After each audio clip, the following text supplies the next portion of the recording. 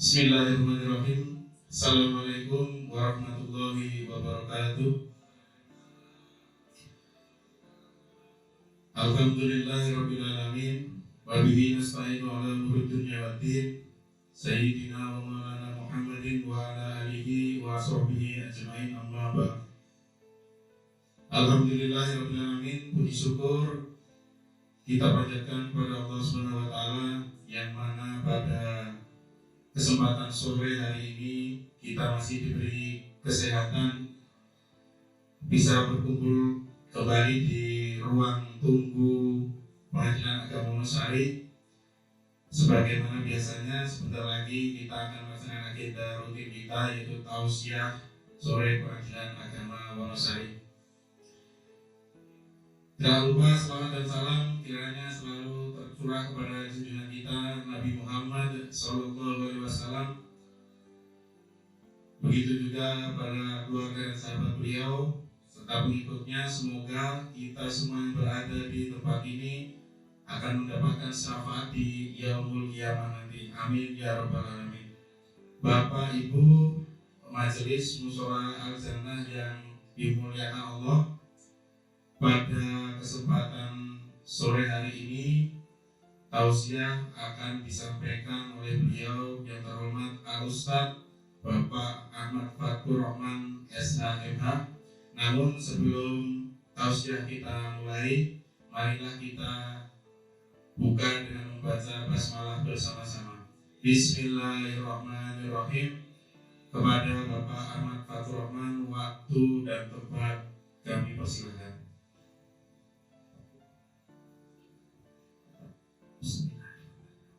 Assalamualaikum warahmatullahi wabarakatuh.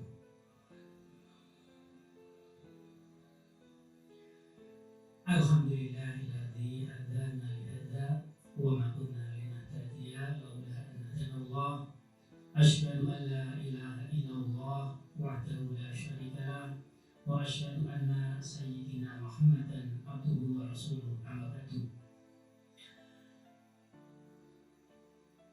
Bapak Ibu jamaah Mas Musyawarah Al-Jannah yang dimuliakan oleh Allah, pertama-tama saya panjatkan puji syukur dari Allah Subhanahu wa taala yang mana pada sore hari ini Allah masih memberikan kita nikmat anugerah, yaitu kesehatan, sehingga kita bisa berkumpul di aula ruang tunggu sidang Pengadilan Agama Wonosari ini. Shalawat serta salam semoga tercurah kepada junjungan kita Nabi Agung Muhammad SAW. Semoga dengan syafaat itu bisa memberikan kepada kita syafaat. Bapak Ibu yang dimuliakan oleh Allah, pada kesempatan ini perkenankan saya menyampaikan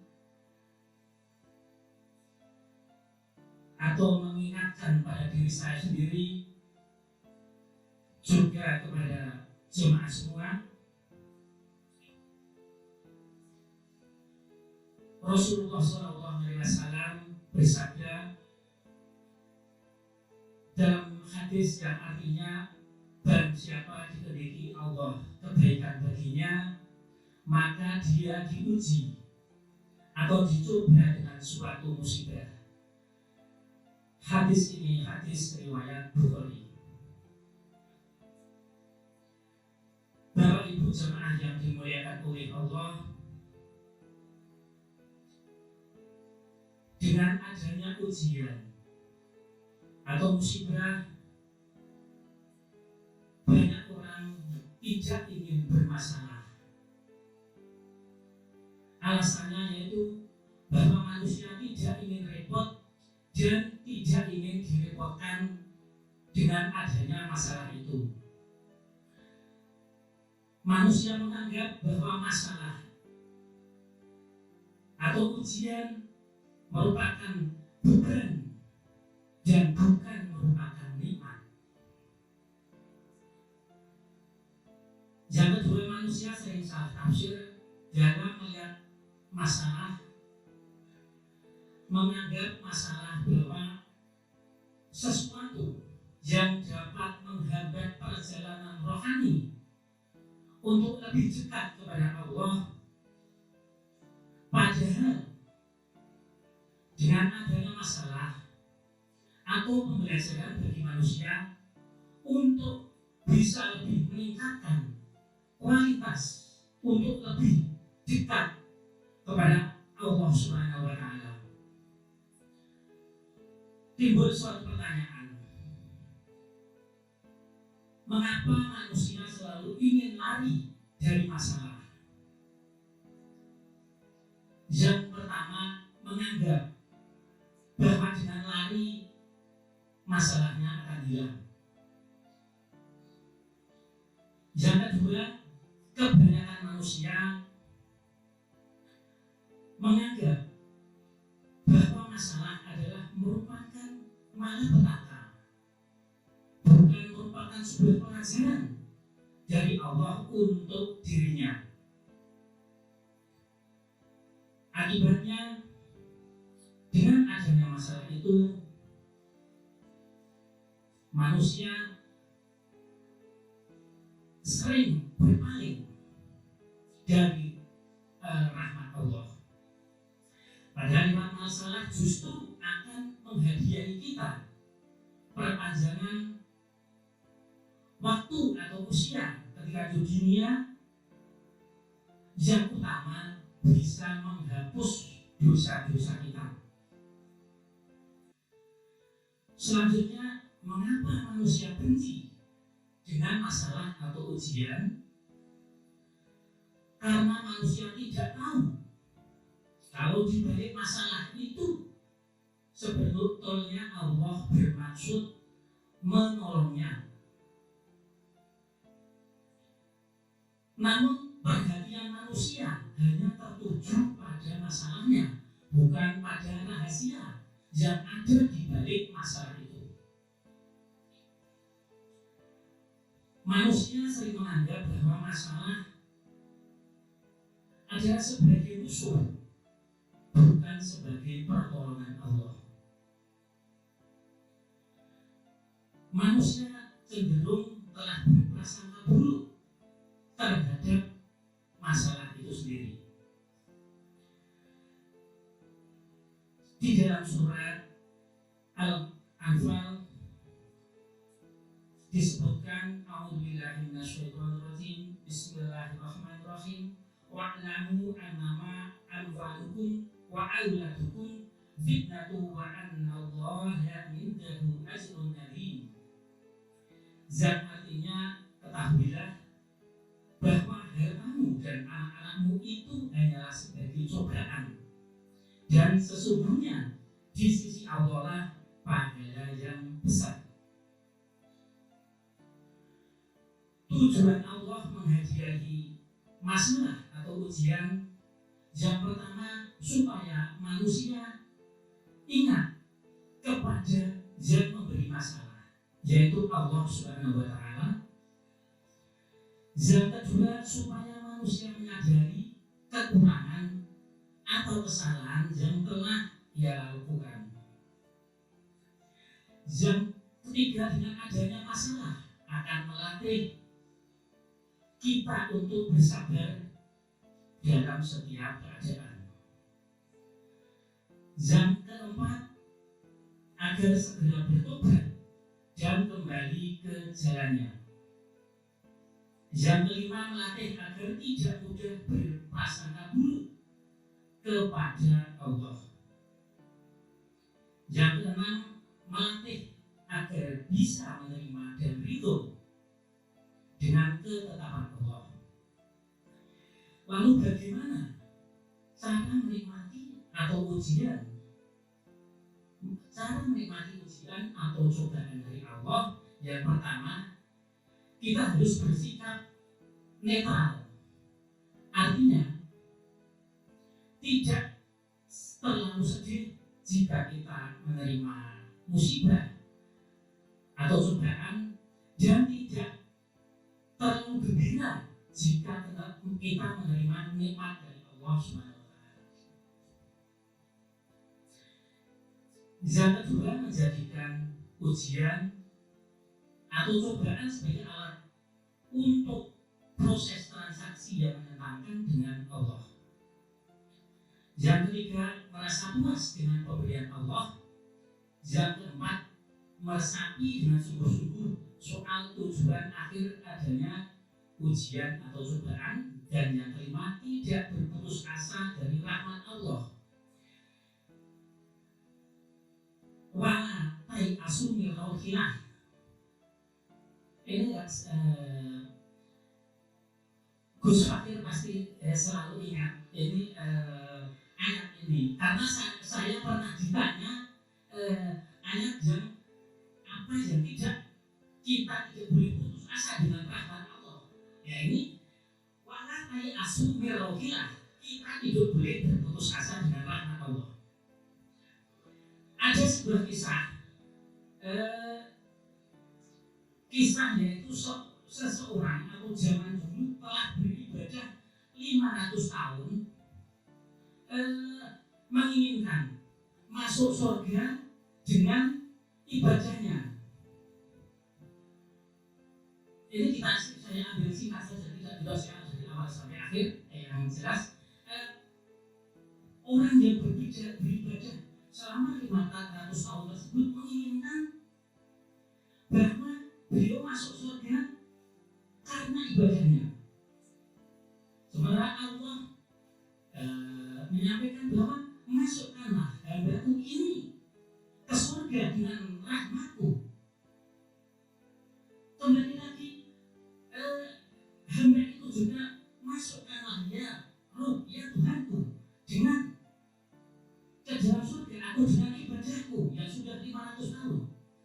Lagi-lagi Allah menyampaikan masukkanlah hambaku ini ke dalam surga dengan rahmatku, dengan kasih sayangku. Lagi-lagi hamba ini ngeyel atau istilahnya sombong, menganggap bahwa ibadah yang sudah 500 tahun itu lebih daripada nikmat yang diberikan oleh Allah. Yang terakhir, coba ditimbang amal ibadah 500 tahun dengan nikmat yang telah aku berikan kepada hambaku ini. Setelah ditimbang, ternyata ibadah yang 500 tahun itu hanya mampu menyamai nikmat Allah hanya berupa penglihatan saja. Padahal nikmat Allah itu banyak sekali, bukan hanya penglihatan. Tidak terukur nikmat Allah yang diberikan kepada hamba ini. Untuk itu, marilah lalu menganggap bahwa rahmat Allah, semua yang diberikan kepada kita ini hanyalah merupakan rahmat Allah. Seandainya kita besok bisa menyamai orang yang beribadah tadi masuk ke surga, itu pun dengan rahmat Allah. Apalagi kita yang di zaman sekarang, ibadah apa yang kita lakukan? Bapak Ibu jemaah yang dimuliakan oleh Allah,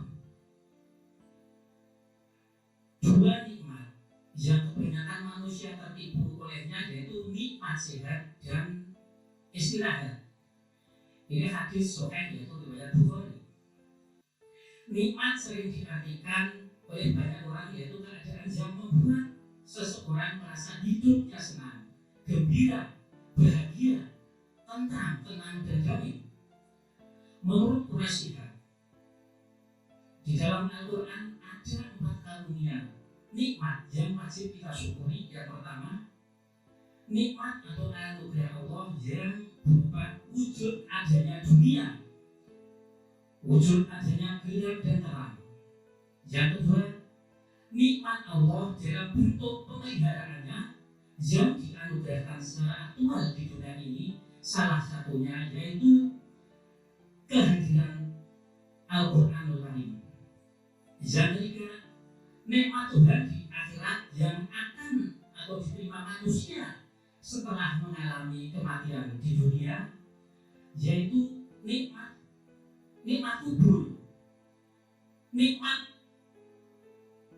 umat berada di taman-taman surga. Sebelum kita masuk ke surga, insya Allah nanti kita masuk ke surga, sebelum hari kiamat, maka kita akan ditempatkan di taman-taman surga.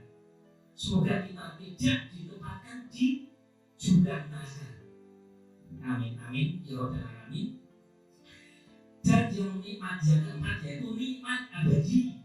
Zat telah akan dianugerahkan oleh Allah setelah mengalami hidup baru di akhirat, yaitu semoga kita nanti diberikan nikmat masuk surga tanpa hisab. Itu juga merupakan nikmat. Setelah itu kita menghuni surga yang di dalamnya banyak bidadari-bidadari yang bermata cantik, jelita cantik-cantik. Wow, wah. Ya, itulah idaman semua, bukan hanya bapak-bapak. Ibu-ibu juga yang mengidam-idamkan mungkin adanya di sana, kalau bukan bidadari apa? Bidadari atau bidadara. Ya.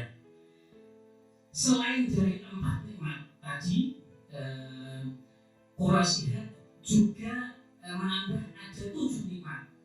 Yang pertama, nikmat berupa kehidupan dan kematian. Yang kedua, nikmat adanya hidayah Allah. Yang ketiga, nikmat berupa ampunan dari Allah.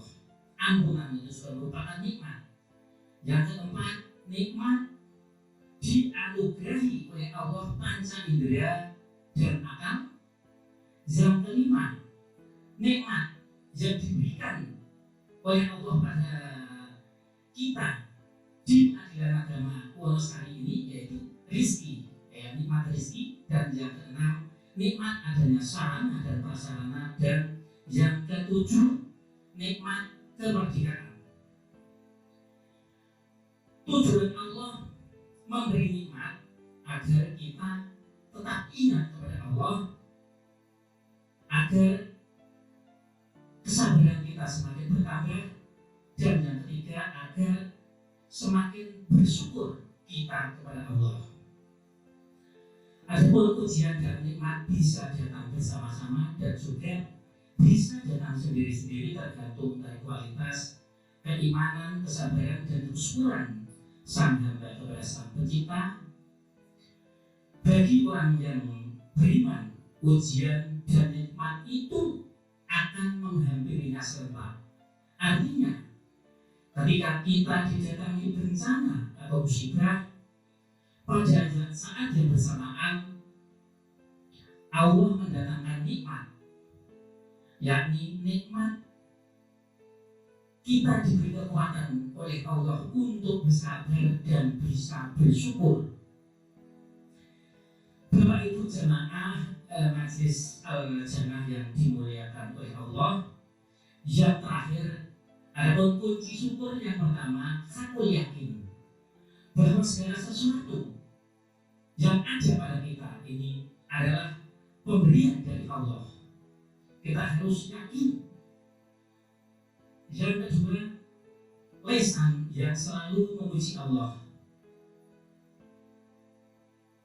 Rasulullah bersabda bahwa zikir yang paling baik adalah la ilaha illallah, dan doa yang paling baik adalah alhamdulillah. Lisan yang selalu memuji Allah yaitu selalu mengucapkan alhamdulillah. Yang ketiga, berterima kasih kepada manusia. Kita sebagai manusia selalu berinteraksi, berinteraksi dengan manusia. Oleh karena itu, kebaikan orang lain harus kita syukuri. Kita harus bisa berterima kasih kepada sesama manusia, karena Rasul juga bersabda, barang siapa yang berterima kasih kepada manusia, maka dia telah bersyukur kepada Allah. Yang keempat yaitu memanfaatkan nikmat. Allah telah memberikan kita nikmat, nikmat sehat, rizki, dan lain sebagainya. Mari nikmat sehat ini kita gunakan untuk meningkatkan ibadah kita kepada Allah. Rizki, kita telah diberikan rizki, mari kita gunakan untuk lebih mendekatkan diri kepada Allah, yaitu dengan berinfak, sedekah, dan lain sebagainya. Dan yang terakhir, tahajud binikmah. Kita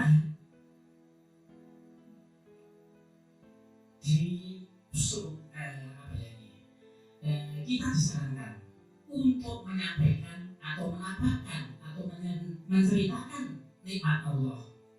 Bukan berarti kita sombong dengan kita memberikan mendapatkan nikmat kalau kita menampakkan. Contohnya seperti kemarin, ini ada nikmat seperti teman-teman kita yang kemarin mendapatkan SK kenaikan pangkat, itu mengungkapkan nikmat yang telah diberikan Allah dengan syukuran, dengan memberikan kita nasi kotak atau nasi jus. Itu juga merupakan tahajud binikmah, yaitu menyampaikan atau menampakkan atau menceritakan nikmat yang diberikan Allah kepada yang mendapat nikmat. Demikian yang bisa saya sampaikan. Mohon maaf saya menggunakan rel supaya saya tidak keluar dari jalur. Kurang lebihnya saya mohon maaf karena sudah jam 4. Nanti karena kita semua banyak yang jauh. Wallahul muwaffiq ila aqwamit thoriq. Wassalamualaikum warahmatullahi wabarakatuh. Waalaikumsalam warahmatullahi wabarakatuh. Kami aturkan banyak terima kasih kepada Bapak Ahmad Fatur Rahman yang sudah menyampaikan tausiahnya pada sore hari ini. Jadi mudah-mudahan tausiah yang disampaikan beliau tadi menjadi pelajaran buat kita semua, dan mudah-mudahan kita semua tergolong orang yang selalu bertakwa dan nantinya akan masuk ke surganya Allah Subhanahu wa taala. Amin ya rabbal alamin. Dengan berakhirnya tausiah dari Bapak Ahmad Fatur Rahman tadi, maka berakhir pula acara tausiah sore Majelis Al-Jannah pada sore hari ini. Marilah kita tutup dengan membaca hamdalah secara bersama-sama. Alhamdulillahirabbil alamin. Dari kami lebih kurangnya mohon maaf. Wabillahi taufiq wal hidayah. Assalamualaikum warahmatullahi wabarakatuh.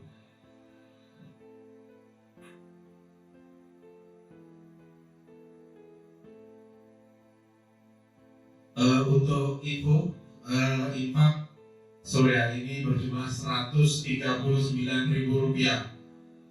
Alhamdulillah.